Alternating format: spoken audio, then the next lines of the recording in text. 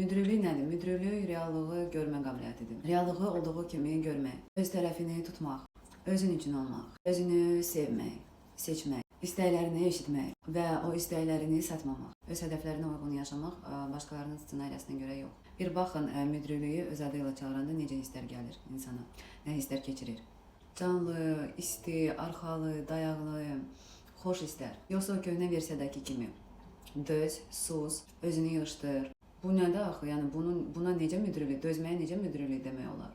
Bu nədir axı? Bəli, bu yorulmuş sadəcə susub dözəndə bu yorulmuş sinir sistemidir. Yorğun sinir sistemi. Sən dözürsən, susursan, elə bir ki sönürsən. Və bilirsiniz necədir? Bizi aldadıblar. Belə ötürülməyib nəsildən nəsilə. O deyirlər, ötürülüb nəsildən nəsilə, əsrdən əsrə. Belə deyə bilərdik də, yəni ki, əsrdən əsrə keçirilib bu biliklər. Amma xeyr, belə deyil.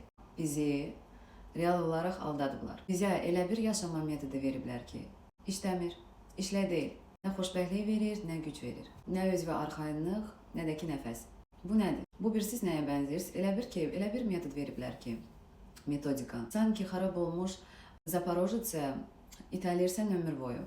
Əsəbləş, söy, yorul, amma yenə də itələ. Halbuki çıxa bilərsən oradan, o Zaporojetsdən. Qapını açıb düşə bilərsən, başqa maşına minə bilərsən, taksi çağır, ya da düş, ayaqla get.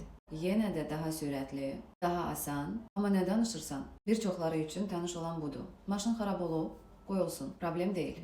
Maşın xarab olub, problem deyil. Mən yenə də itələyəcəm. Çünki belə öyrədiblər. Beləcə insanlar ömür boyu içdəki o xarabalığı, o çirkinliyi itələyirlər.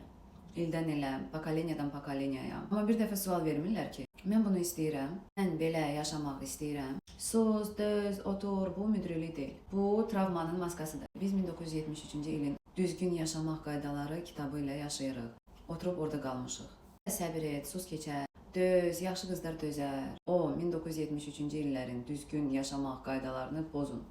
Siz niyə pozun? Çünki yalandır. Bu qaydalar yalandır. Bizi aldatmaq üçün səhv çürük qaydalar uydurublar. Həqiqi yolumuzdan döndürmək üçün.